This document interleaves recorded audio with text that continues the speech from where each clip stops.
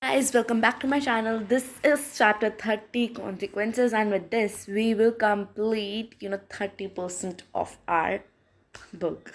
Okay, consequences. Now, let's see what are the odds.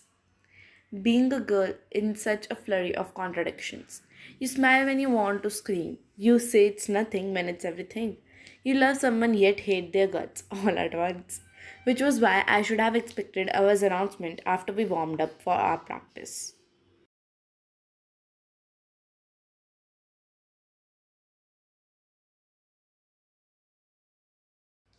I'm not cleaning up after it. Enough joking around, guys. Our fearless leader's got something to say. Ava shot me a look. While her lips were curled upward into a smile, the flash of anger in her eyes made her feelings clear. I don't need your help, message received. As I was saying, I have finally decided who will take the crown jewel position at homecoming, and that person is Lauren. What? I figured Ava wouldn't choose me. Dad wouldn't let me go to homecoming, for one thing, and we weren't speaking for another. But Lauren, it was so outrageous. I knew Ava picked her to take me off. Lauren's gonna be the crown jewel. She's been slacking all season. You're just trying to get back at me. You knew I had hated if you picked Lauren. Have you ever thought that not everything is about you?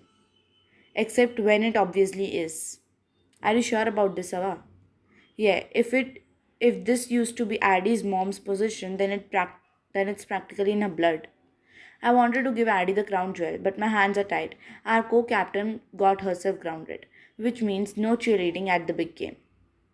You're right, but I thought we are at least discuss my replacement together. You had to do what's the best for the squad, you know, instead of trying to punish me. Enough back talk. Addie's out, Lawrence in, and that's final. Now we have got a lot of work to do to get ready for homecoming. Places everybody. Count me out. Why bother practicing if you're just gonna sideline me anyway? Talk about a sore loser. I wanted to yell, to scream, to tell Lauren I could out cheer her any day of the week. But instead, I gritted my teeth and stormed off. Well, I guess I didn't wanted to say anything, but there was it.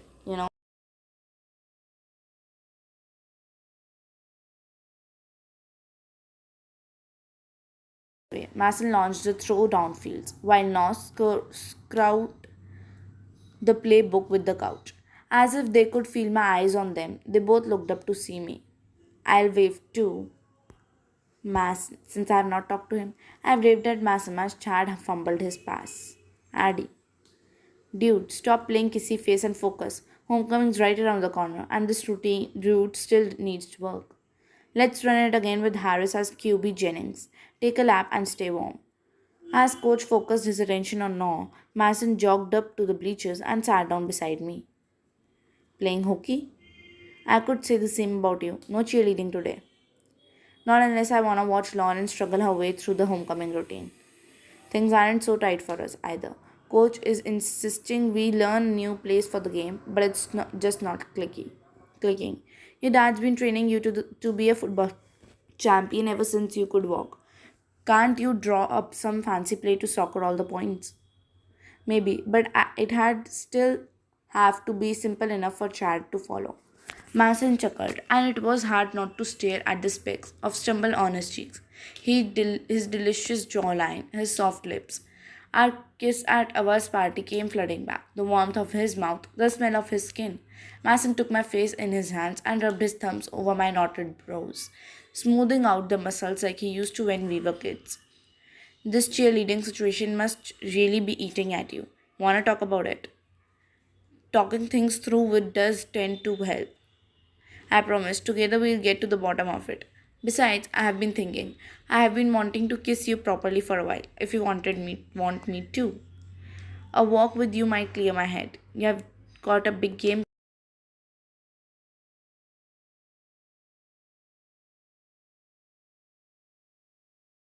in the game. Fair enough. Talk to you later then. He ran back onto the field just as the coach called the team to huddle. Alright, you slackers, with homecoming around the corner, I need you name our starting quarterback. But after watching this shabby practice, I am tempted to sit Jennings and Harris down to and promote from JV. You're kidding. Coach, it was one bad practice. I don't want to hear excuses. I've got recruiters coming to the game, and you two will not embarrass me. In fact, both of you, get up here. The other players were near silent as Mason and Naw stood face to face, seizing each other up. Take a good long look at the man standing in front of you. One of you will be a starting QB, and the other will be riding Pine to Kingdom Come. You have got until homecoming to impress me, so I'd suggest you put your backs into it. In that case, may the best man win. Don't worry, I plan to.